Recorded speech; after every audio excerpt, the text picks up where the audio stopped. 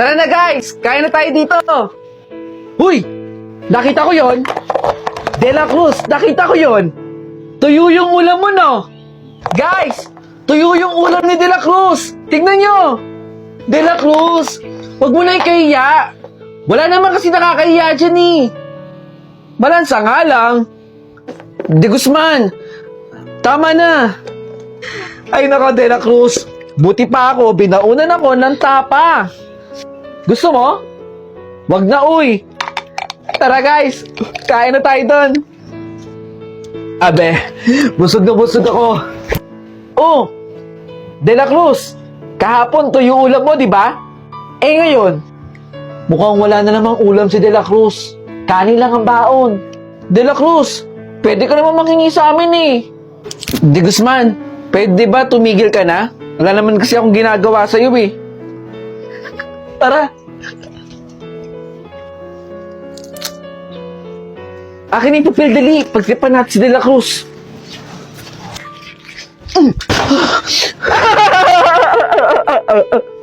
Yan! Wala kasi naman yung sikmura mo eh. Dapat kumakain ka, De La Cruz, ha? Para may laman din ang utak mo.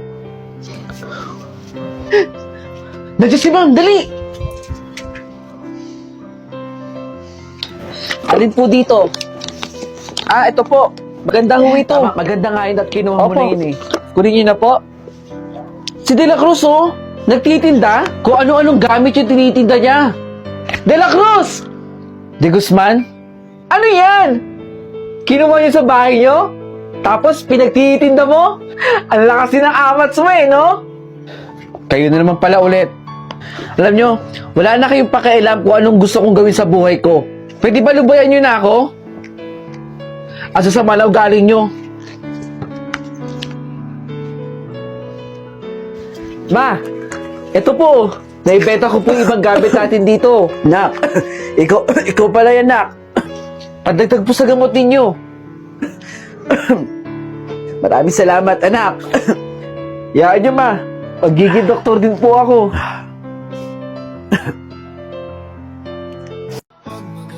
Oo, kunin mo na yan. Ayan din. Si Mark ba yun? Saan? Ayun oh. Oo nga no. Bakit ganyan ang ginagawa niya? Hindi ko rin alam eh.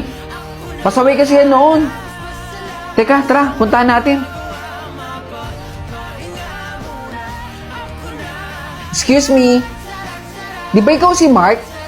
Yung dati naming kaklase? Oo, ako si Mark. Oo, naalala kita. Ikaw yung kaklase ko na magaling sa klase, di ba? Yung laging nasa honor. Nako, hindi naman. Anong ginagawa mo dito? Oo nga pala. Anong ginagawa mo dito? Bakit may bitbit kang ganyan? Matagal ka na ba dito?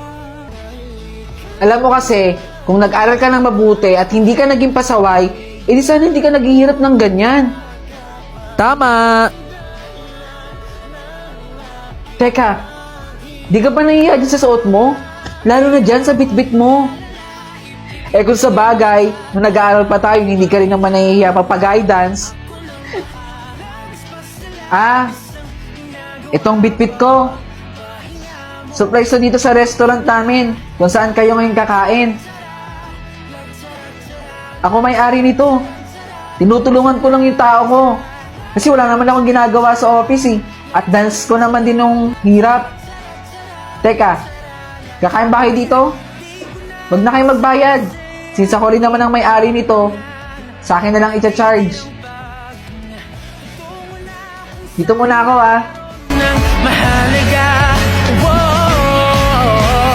kahit na kailan pa may di mawa. Siya nga! Siya nga! Yung alin?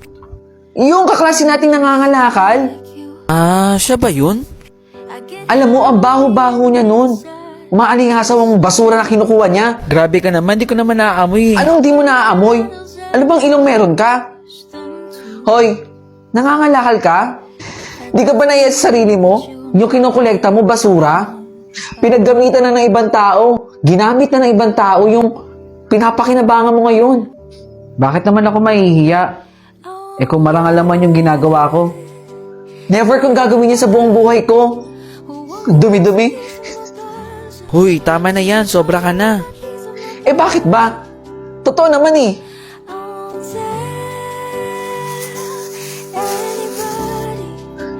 Hoy. Namamolekta ka na naman ng mga plastic cup, kung ano ng mga basura.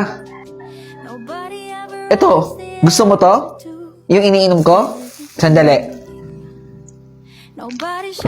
Oh. Yan ang gusto mo, di ba? Sayo na yan. Teka, tama lang yan na mapaliguan ka. Ang bango mo kasi. Ang dumi-dumi mo tignan. Nakakaya, naging classmate pa kita. Diyan ka na muna. Carlos. Present po. De La Cruz. Ma'am, absent po si De La Cruz. Absent na naman si De La Cruz. Baka nangangalakal pa. Good morning, ma'am. Ako po yung pinsan ni De La Cruz. Good morning po. Nasa ospital po kasi yung nanay niya. Wala pong magbabantay kundi si De La Cruz lang po. Inaalagaan yung nanay niyang may sakit. Nay? Nay? Anak? Bumili ako ng prutas. Para sa'yo. Naku, nag-abala ka pa. Bakit basang-basa ka? Hindi, Nay. Huwag mo na po pansinin. Tumakbo po kasi ako ng mabilis. Kaya po pinagpawisan ako. Nak, pasensya ka na ha. Lalaban ako. Kakayanin ko to, anak. Magpagaling ka, Nay, ha. Gagawin ko po ang lahat. Para po sa inyo.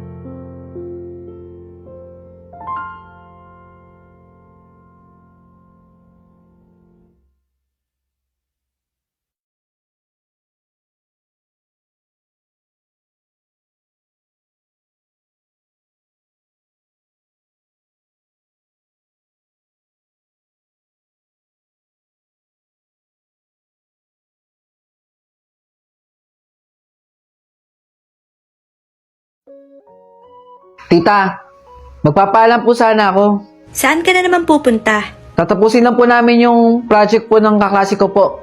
Tumigil ka. Pumirimi ka dito sa bahay. Pero tita, Pag sinabi ko pumirimi ka, pumirimi ka. Okay? sige po.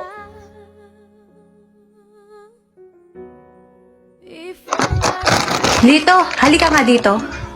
Bakit po tita? Hindi mo ba pinatay yung gripo? Bambahan na dito. Pinatay ko po yung gripo pagkatapos ko po laban yung damit po ninyo. Opo, pinatay ko po yung gripo. Halika nga dito. Aray Nagsisinungaling ko po, ka tita. pa. Tama na po. Masakit po. Aray ko, tita. Tita, kulang pa po ito. May kailangan po kasi akong bayaran sa contribution po namin. Aba, wala na akong pera. Pwede na yan. Pero kasi tita, kailangan po talaga eh. Wala na akong ibibigay sa'yo. Pagka uwi mo, maglinis ka ng bahay, ha? Sige po. Nakita niyo ba yung kwintas ko dito? Hindi ko po alam, tita. Baka po yung mga anak ninyo, alam po nila. Hindi nga rin nila alam eh. Wala po dito, tita. Wala po kayo makikita rito. Patingin nga ako ng bag mo. Eh ano to? Bakit nasa damitan mo yung kwintas ko? Hindi ko po alam, tita, kung paano po napunta dyan yung kwintas.